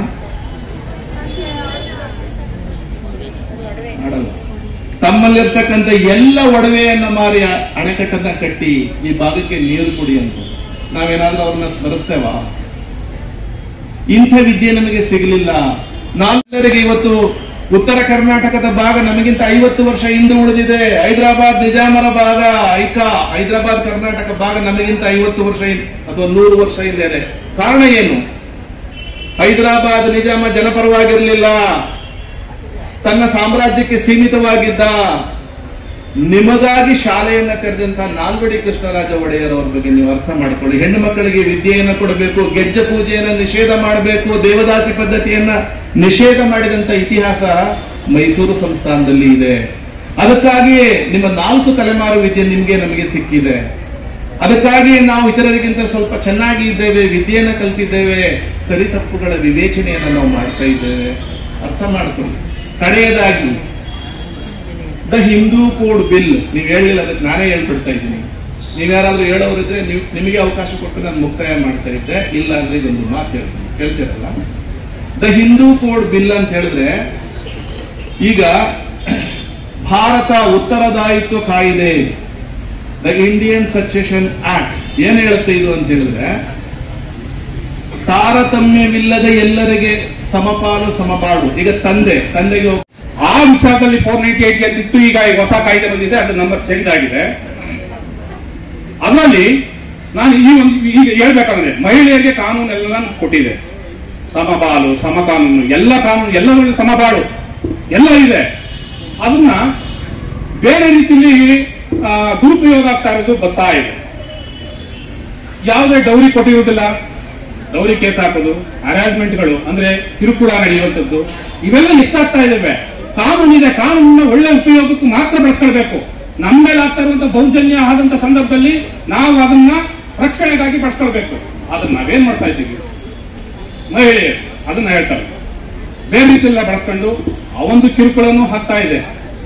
ಅಂದ್ರೆ ಹಿಂದೆ ಏನಿತ್ತೋ ಆ ಒಂದು ಹೋಲಿಸಿದ್ರೆ ಈಗ ಡೌರಿ ಎಲ್ಲ ಕಡಿಮೆ ಆಗ್ತಾ ಇದೆ. ಅದು ಕೆಲವು ನಡೀತಾ ಇದೆ. ಆ ಒಂದು ವಿಚಾರದಲ್ಲಿ ಹೋರಾಟ ಮಾಡೋಣ. ಅಲ್ಲ, ಅನಾವಶ್ಯಕವಾಗಿ ಇನ್ನೊಬ್ರು ಕಿರುಕುಳ ಕೊಡಬೇಕು ಅನ್ನೋ ಉದ್ದೇಶ ನಮ್ಮಲ್ಲಿ ಬರಬಾರ್ದು ಅಂತ ಹೇಳ್ತಾ, ಏನ್ ಕಾನೂನುಗಳಿವೆ ನಿಮ್ಗೆ, ಆ ಕಾನೂನುಗಳನ್ನ ತಿಳ್ಕೊಂಡು ಸರಿಯಾದ ರೀತಿಯಲ್ಲಿ ಸದುಪಯೋಗ ಪಡ್ಕೊಂಡು ಒಳ್ಳೆ ವಿದ್ಯಾವಂತರಾಗಿ ಸಮಾಜದಲ್ಲಿ ಒಳ್ಳೆ ಹೆಸರು ಮಾಡಿ ಅಂತ ಹೇಳ್ತಾ ನನ್ನ ಮಾತು ನಮಗೆ. ಈ ಹುದ್ದೆ ನನಗೆ ಬೇಡ ಅಂತೇಳಿ ನಿಮ್ಮ ಪರವಾಗಿ ಹೋರಾಟಕ್ಕೆ ನ್ಯಾಯ ಸಿಕ್ಕದೇ ಇದ್ದಾಗ, ಬೆಲೆ ಸಿಕ್ಕದೇ ಇದ್ದಾಗ ಹೊರಗೆ ಬಂದು ನಿಮ್ಮಗಳ ಪರವಾಗಿ ಧ್ವನಿ ಎತ್ತಿದ ಚರಿತ್ರೆ ಈ ದೇಶದ ಸಂವಿಧಾನದಲ್ಲಿ ಇದೆ. ಇದನ್ನು ಕೇಳಕ್ಕೆ ಇಷ್ಟ ಆಗಲ್ವಾ? ಆದ್ರಿಂದ ಇವತ್ತು ಕೂಡ 2/3 ಮೆಜಾರಿಟಿ ನಿಮಗೆ ಬೇಕು ಅಂತೇಳಿ ಮಾಡಿದ ಸರ್ಕಾರದ ಕಾಯ್ದೆಯನ್ನ ಜಾರಿ ಮಾಡಿ, ಅದಕ್ಕೆ ನನ್ನ ಸಪೋರ್ಟ್ ಕೂಡ ನಿಮಗಿದೆ. ಬಹುಶಃ ವೇದಿಕೆಯಲ್ಲಿರುವ ಗಣ್ಯರು ಪುರುಷರಾದ್ರೂ ಕೂಡ ಮಾತೃ ಹೃದಯ ಗಣ್ಯರು ಇಲ್ಲಿದ್ದಾರೆ, ನಿಮಗೆ ಸಪೋರ್ಟ್ ಮಾಡ್ತಾರೆ. ನಿಮಗೆ ವಿದ್ಯೆ ಬರಲಿ, ನಿಮಗೆ ವಿದ್ಯೆ ಕುವೆಂಪುರವರ ಹಾದಿಯಲ್ಲಿ ಕೂಡ ಮನೆಯನ್ನ ಜ್ಯೋತಿಯಾಗಿ ಸ್ವೀಕರಿಸಿದಂತಾಗ್ಲಿ, ನಿಸರ್ಗದ ಕ್ರಿಯೆ ಮಕ್ಕಳನ್ನ ಹೆರುವ ಸಂಸಾರದ ಭಾಗ್ಯವನ್ನು ಅನುಭವಿಸುವುದು ಜೊತೆಗೆ ಮಹಿಳಾ ಪುರುಷ ಅನ್ನುವ ತಾರತಮ್ಯ ವಿಶೇಷವಾಗಿ ಭಾರತದಂತ ಡೆಮಾಕ್ರಸಿಯಲ್ಲಿ ಇರಬಾರದು. ತಾರತಮ್ಯವಿಲ್ಲದ ರಾಷ್ಟ್ರವನ್ನ ಪುನರ್ನಿರ್ಮಾಣ ಮಾಡುವುದಕ್ಕಾಗಿ, ಇರುವ ಸಂವಿಧಾನವನ್ನು ಉಳಿಸಿಕೊಂಡು ಉತ್ತಮಪಡಿಸಿಕೊಳ್ಳುವುದಕ್ಕಾಗಿ ನಾವೆಲ್ಲರೂ ಕೂಡ ಪಣ ತೊಡೋಣ ಅಂತ ಹೇಳಿ ಇವತ್ತಿನ ಈ ವೇದಿಕೆ ನನಗೆ ಖುಷಿ ತಂದಿದೆ. ಯಾಕೆ ಅಂತ ಹೇಳಿದ್ರೆ, ನಾನು ರಾಜಕೀಯ ವ್ಯಕ್ತಿಗಳ ಜೊತೆ ಬೆರೆತು ಭಾಷಣ ಮಾಡೋದಕ್ಕೆ ಇಷ್ಟಪಡಲ್ಲ, ಹೋಗಲ್ಲ. ಆದ್ರೆ ವಿದ್ಯಾರ್ಥಿಗಳು ಭವಿಷ್ಯದ ರೂವಾರಿಗಳು ಅಂತ ಹೇಳಿ, ಅದರಲ್ಲೂ ವಿಶೇಷವಾಗಿ ಮಹಿಳಾ ವಿದ್ಯಾರ್ಥಿನಿಯರು ಸಾವಿರಾರು ಸಂಖ್ಯೆಯಲ್ಲಿರ್ತಕ್ಕಂಥ ಈ ಕಾಲೇಜಿನಲ್ಲಿ ತುಂಬಾ ಪ್ರಬುದ್ಧವಾದ ಪ್ರಾಂಶುಪಾಲರು ಮತ್ತು ಆಡಳಿತ ವರ್ಗ, ಉಪನ್ಯಾಸಕ ವರ್ಗ ಇರತಕ್ಕಂಥ ಈ ಕಾಲೇಜಿನಲ್ಲಿ ವಿಶೇಷ ಗಣ್ಯರು ನ್ಯಾಯಾಧೀಶರ ಸಮಕ್ಷಮದಲ್ಲಿ ನಮ್ಮ ಅನಿಸಿಕೆಗಳನ್ನ ಹಂಚಿಕೊಳ್ಳಿಕ್ಕೆ ಅವಕಾಶ ಮಾಡಿದಂತ ಎಲ್ಲರಿಗೆ ವಿಶೇಷವಾಗಿ ನಿಮಗೆ ಧನ್ಯವಾದಗಳನ್ನು ಅರ್ಪಿಸ್ತೇನೆ. ನಮಸ್ಕಾರ. ಈಗ ನಮ್ಮ ದೇಶ ಏನಿದೆ ಅಂತ ಹೇಳಿದ್ರೆ, ಪಿತೃ ಪ್ರಧಾನ ವ್ಯವಸ್ಥೆಯನ್ನ ನಾವು ಒಪ್ಕೊಂಡಿದ್ದೇವೆ. ಅಪ್ಪ ಹೇಳ್ದಂಗೆ ಕೇಳಬೇಕು, ಅಮ್ಮ ಹೇಳ್ದಂಗಿಲ್ಲ. ಆದ್ರೆ ನಾವು ಈ ದೇಶದ ಮೂಲ ನಿವಾಸಿಗಳು, ನಾಗಲೋಕ ಈ ದೇಶದ ಮೂಲ ನಿವಾಸಿಗಳು ಆದಂತಹ ನಾವು ಏನು ಯೋಚನೆ ಮಾಡಬೇಕು ಅಂದ್ರೆ, ನಮ್ಮದು ಮಾತೃ ಪ್ರಧಾನ ದೇಶ. ನಾವು ದ್ರಾವಿಡ ಪರಂಪರೆಯ ಅಂಡರ್ನಲ್ಲಿ ಬಂದಂತಹ ಜನಾಂಗ, ಶೈವ ವ್ಯವಸ್ಥೆಯನ್ನು ಒಪ್ಪಿಕೊಂಡಂತಹ ಜನಾಂಗ. ಮೊನ್ನೆ ಶಿವರಾತ್ರಿಯನ್ನ ಮಾಡಿದ್ದೀರಿ. ನಾಳೆ 8ನೇ ತಾರೀಕು ನೀವು ಮಾರ್ಚ್ 8ಕ್ಕೆ ಅಂತಾರಾಷ್ಟ್ರೀಯ ಮಹಿಳಾ ದಿನಾಚರಣೆಯನ್ನ ಆಚರಣೆ ಮಾಡೋರಿದ್ದೀರಿ ಕೂಡ. ನೀವು ಅರ್ಥ ಮಾಡಿಕೊಂಡು ಈಗ ದ ಹಿಂದೂ ಕೋಡ್ ಬಿಲ್ ಏನಕ್ಕಾಗಿ, ಯಾತಕ್ಕಾಗಿ ಅಂತ ನೀವು ಪ್ರಬಂಧವನ್ನ ದಯಮಾಡಿ ಏರ್ಪಡಿಸಿ, ಅವ್ರಿಗೆ ಮಾರ್ಕ್ಸ್ ಕೊಡಿ. ಇವ್ರು ಇದನ್ನ ಕಲಿಯಲಿಲ್ಲ ಅಂತ ಹೇಳಿದ್ರೆ ಇನ್ನೇನ್ ತಿಳ್ಕೊಳ್ತೀರಿ ನೀವು? ನೀವು ಟಿಪ್ಪುವಿನ ಚರಿತ್ರೆಯನ್ನು ಅರ್ಥ ಮಾಡ್ಕೊಳ್ಳಿ. ಯಾಕಂದ್ರೆ ನಿಮ್ಮ ಜಿಲ್ಲೆಯಲ್ಲೇ ಟಿಪ್ಪುವಿನ ಐತಿಹ್ಯ ಇದೆ. ನಿಮ್ಮ ಚನ್ನಪಟ್ಟಣದಲ್ಲಿ ಏನು ಕ್ರಾಂತಿಯನ್ನ ರೇಷ್ಮೆಯಲ್ಲಿ ಟಿಪ್ಪು ಮಾಡಿದ, ಸಾಂಬಾರ ಪದಾರ್ಥಗಳ ಬಗ್ಗೆ ಅಂತರ ಪರ್ಷಿಯಾದ ಜೊತೆ ಹೇಗೆ ವ್ಯವಹಾರವನ್ನ ಮಾಡಿದ, ಇಲ್ಲಿನ 1 ರೂಪಾಯಿನ ಸಾಂಬಾರ ಬೆಲೆ 32,000ಕ್ಕೆ ಬಹರೇನ್ನಲ್ಲಿ ಯಾಕೆ ಆಯ್ತು? ಕಾಮರ್ಸ್ ಗ್ರಾಜ್ಯುಯೇಟ್ಸ್ ಅರ್ಥ ಮಾಡ್ಕೊಳ್ರಿ, ಓದ್ರಿ ಇದನ್ನೆಲ್ಲ. ಹಾಗಾಗಿ ಅವ್ರು ಹೇಳ್ತಾರೆ 1952ನೇ ಇಸ್ವಿ ಈ ದೇಶಕ್ಕೆ ಸ್ವಾತಂತ್ರ್ಯ ಬಂದಿದೆ. ಅವತ್ತಿನ 50 ಜನವರಿ 26 1950 ಗಣತಂತ್ರ ವ್ಯವಸ್ಥೆಯನ್ನು ಒಪ್ಪಿಕೊಂಡು ಇಂಡಿಯಾ ಇಸ್ ಎ ಯೂನಿಯನ್, ಒಂದು ಒಕ್ಕೂಟ ವ್ಯವಸ್ಥೆಯನ್ನು ಒಪ್ಪಿದ್ದೇವೆ. ಅಮ್ಮ ಕೇಳಿ ಅಮ್ಮ, ಬರೀ ಹೆಣ್ಮಕ್ಳು ಆ ಕಡೆಯವರು ಅದೇನೋ ತಿಂತ ಕೂತಿದೆಯಲ್ಲ ನೀನು ಆಸುಪಾಸು ಕೂತವ್ರು, ಆಮೇಲೆ ತಿನ್ನು, ನನಗೂ ಹೊಟ್ಟೆ ಹಸಿದೆ, ಕೇಳಿ ಇದನ್ನ. ಇಲ್ಲ ಹೇಳು ನೀನೆ ಹಿಂದೂ ಕೋಡ್ ಬಿಲ್ ಏನು ಅಂತ ಹೇಳಿ. ಹೆಣ್ಣು ಮಕ್ಕಳಿಗೆ ಆಸ್ತಿಯಲ್ಲಿ ಸಮಾನವಾದ ಹಕ್ಕನ್ನು ಕೊಡಬೇಕು. ತಂದೆಯ ಆಸ್ತಿ ಕೇವಲ ಗಂಡು ಮಗುವಿಗೆ ಹೋಗಬಾರದು. ಹೆಣ್ಣು ಕೂಡ ಒಂದು ಜೀವ, ಹುಟ್ಟು ನೈಸರ್ಗಿಕ ಕ್ರಿಯೆ. ಯಾಕೆ ಹೆಣ್ಣು ಮಕ್ಕಳಿಗೆ ಆಸ್ತಿ ಇಲ್ಲ ಅಂತ ಹೇಳಿದ್ರೆ, ಅದು ಪಿತೃ ಪ್ರಧಾನ ವ್ಯವಸ್ಥೆಯಲ್ಲಿ ಎಲ್ಲವನ್ನ ಮನು ಪ್ರಣೀತ ವ್ಯವಸ್ಥೆಯಲ್ಲಿ ಗಂಡಿಗೆ ಆದ್ಯತೆಯನ್ನ ಕೊಟ್ಟರು. ಹೆಣ್ಣನ್ನ ಕೇವಲ ಎರುವ ಯಂತ್ರವಾಗಿ ಮಾಡಿದ್ರು, ಹೇಳಿದ್ದೇನೆ ಇಷ್ಟೊತ್ತವರಿಗೆ. ಆದ್ರೆ ಹೆಣ್ಣು ಮಕ್ಕಳ ಕೈಯಲ್ಲಿ ಬಂಡವಾಳ ಇದ್ರೆ ಮನೆಯನ್ನು ನಿರ್ವಹಣೆ ಮಾಡ್ತಾರೆ, ಬದುಕನ್ನ ಕಟ್ಟಿಕೊಳ್ತಾರೆ. ಅವರು ಕೂಡ ತನ್ನ ಮುಂದಿನ ಪೀಳಿಗೆಯಲ್ಲಿ ಹೆಣ್ಣು ಮಕ್ಕಳನ್ನು ಕೂಡ ಸಮಾನವಾಗಿ ನೋಡ್ತಾರೆ. ಅಸಮಾನತೆಯ ಸಮಾಜ ಯಾಕೆ ಸೃಷ್ಟಿ? ಅಂದಿನ ಕಾನೂನು ಮಂತ್ರಿ ಯಾರು ಹೇಳ್ರಿ? Doctor B.R. Ambedkar, then the law minister of India. ಭೇದ ಭಾವ ಯಾಕೆ ಸೃಷ್ಟಿಯಾಯಿತು? ಬಾಲ್ಯ ವಿವಾಹವಾಗಿ ಗಂಡ ಸತ್ತೋದ ಹೆಣ್ಣನ್ನ ಜೀವಂತವಾಗಿ ಚಿತೆಯ ಮೇಲೆ ಯಾಕಿಟ್ರು? ಯೋಚನೆ ಮಾಡಲ್ವಾ ನೀವು? ಅಂತ ವ್ಯವಸ್ಥೆಗೆ ಬೇಡ, ಇವಳಿಗೆ ಆಸ್ತಿಯಲ್ಲಿ ಹಕ್ಕನ್ನ ಕೊಟ್ರೆ ಅವಳು ಸರ್ವ ಸ್ವತಂತ್ರ, ಇವಳಿಗೆ ಕೂಡ ಸಮಾನ ಅವಕಾಶ ಇದೆ ಅಂತ ಹೇಳಿ ದ ಹಿಂದೂ ಕೋಡ್ ಬಿಲ್ ಅನ್ನ ಅಂದಿನ ಕಾನೂನು ಮಂತ್ರಿ, ಪ್ರಥಮ ಕಾನೂನು ಮಂತ್ರಿ ಡಾಕ್ಟರ್ ಅಂಬೇಡ್ಕರ್ ಅವರು ಮಂಡಿಸ್ತಾರೆ. ಈ ಅಂದಿನ ಕಾಂಗ್ರೆಸ್ ಆಳ್ವಿಕೆಯ ಸರ್ಕಾರ ಇದ್ದಂಥದ್ದನ್ನ ನೀವು ಇತಿಹಾಸಕಾರರಾಗಿ ಓದಿದ್ದೀರಿ. ಆದ್ರೆ ಆ ಹಿಂದೂ ಕೋಡ್ ಬಿಲ್ ಸರಿ ಇದೆ, ಎಲ್ಲರೂ ಒಪ್ತಾರೆ, ಸರಿ ಇದೆ. ಆದ್ರೆ ಸಂಸತ್ತಿನಲ್ಲಿ ಮಂಡನೆ ಆದ ಮೇಲೆ ಅದನ್ನ ಅನುಮೋದಿಸ್ಲಿಲ್ಲ. ಯಾಕೆ ಅನುಮೋದಿಸ್ಲಿಲ್ಲ ಅಂತ ಹೇಳಿದ್ರೆ, ಹೆಣ್ಣು ಮಕ್ಕಳಿಗೆ ಆಸ್ತಿ ಕೊಟ್ಬಿಟ್ರೆ ನಮ್ದೇನ್ರಿ, ನಮ್ಮ ಉತ್ತರ ಕರ್ನಾಟಕ ಭಾಷೆಯಲ್ಲಿ ಮಾತಾಡ್ತಾರಲ್ಲ ಹಂಗೆ ಇಡೀ ದೇಶ ತುಂಬಾ ಮಾತಾಡ್ಕೊಳ್ತಾರೆ MP ಗಳು. ಅರ್ಥ ಆಯ್ತಾ? ಮಹಿಳೆಯರಿಗೆ ಕೊಡೋದ ಸಮಾನತೆಯನ್ನ. ಈಗ 2/3 ಮೆಜಾರಿಟಿಯಲ್ಲಿ ಅವರಿಗೆ ಎಲೆಕ್ಷನ್ ಅಲ್ಲಿ ಪಾರ್ಟಿಸಿಪೇಟ್ ಮಾಡ್ಲಿಕ್ಕೆ ಕೊಡಬೇಕು. ಕಾಯ್ದೆಯನ್ನು ಪಾಸ್ ಆಯ್ತು, 106ನೇ ತಿದ್ದುಪಡಿ. ಜಾರಿ ಯಾಕೆ ಮಾಡಿಲ್ಲ? ಜಾರಿ ಯಾಕೆ ಮಾಡಿಲ್ಲ ಅಂದ್ರೆ, ಇದ್ದು ಬಂದು ಅಣದಿರೆಲ್ಲ ಹೆಬ್ಬೆಟ್ಟವರೆಲ್ಲ ಹೊರಗೆ ಬರ್ತಾರೆ, ನಿಮ್ಮಂತ ವಿದ್ಯಾವಂತರು ಪಾರ್ಲಿಮೆಂಟ್ಗೆ ಅಸೆಂಬ್ಲಿಗಳಿಗೆ ಹೋಗ್ಬಿಡ್ತಾರೆ. ಆಗ ನೀವು ನಿಜವಾದ ನಿರ್ಣಯವನ್ನ ಕೈಗೊಂಡ್ರೆ ಪುರುಷನಿಗೆ ಸೋಲಾಗುತ್ತೆ ಅಂತಕ್ಕಂಥ ಒಂದೇ ಹುನ್ನಾರ ಇದೆ. ನಾನು ಒಬ್ಬ ಚಿಂತಕನಾಗಿ ಹೇಳ್ತಾ ಇದ್ದೀನಿ, ಒಬ್ಬ ರಾಜಕಾರಣಿ ಬಂದು ನಿಮ್ಮ ಮುಂದೆ ಧೈರ್ಯವಾಗಿ ಮಾತನ್ನ ಹೇಳಲ್ಲ. ಅರ್ಥ ಮಾಡ್ಕೊಳ್ಳಿ. ನೀವು ಕಾಯ್ದೆ ಪಾಸ್ ಮಾಡಿದ ಮೇಲೆ ಜಾರಿ ಮಾಡಿ ಅಂತೇಳಿ ನೀವು ಪ್ರತಿಭಟನೆ ಮಾಡ್ಬೇಕಲ್ವಾ? ಯಾಕೆ ಮಾಡಲ್ಲ?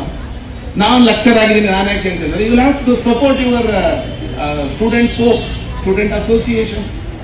ಅರೆ 2/3 ಮೆಜಾರಿಟಿ ಪಾಸ್ ಮಾಡಿದ್ರಲ್ರಿ, 106ನೇ ತಿದ್ದುಪಡಿ ಜಾರಿ ಮಾಡಿ ಈ ಓಟ್ನಿಂದ, 28ನೇ ವರ್ಷದಲ್ಲಿ ಬರ್ತಕ್ಕಂಥ ಓಟಿಂದ ಅಂತೇಳಿ ನೀವು ಯಾಕೆ ಕೇಳಲ್ಲ? ಒಂದು. ಎರಡನೆಯದು, ಅಂಥ ವ್ಯವಸ್ಥೆ ಬಿದ್ದು ಹೋಯ್ತಲ್ಲ, ಆ ಬಿದ್ದು ಹೋದಾಗ ಈ ಮಂತ್ರಿಗಿರಿಯೇ ನನಗೆ ಬೇಕಾಗಿಲ್ಲ. ನೀವು ಅರ್ಥ ಮಾಡ್ಕೊಳ್ಳಿ. ನೋಡಿ, ಹೆಣ್ಮಕ್ಳು ಅಲ್ಲಿ ಮತ್ತು ಗಲಾಟೆ ಮಾಡ್ತಾರೆ, ಈ ಮಂತ್ರಿಗಿರಿಯೇ ನನಗೆ ಬೇಕಾಗಿಲ್ಲ ಅಂತ ಕೇಳಿ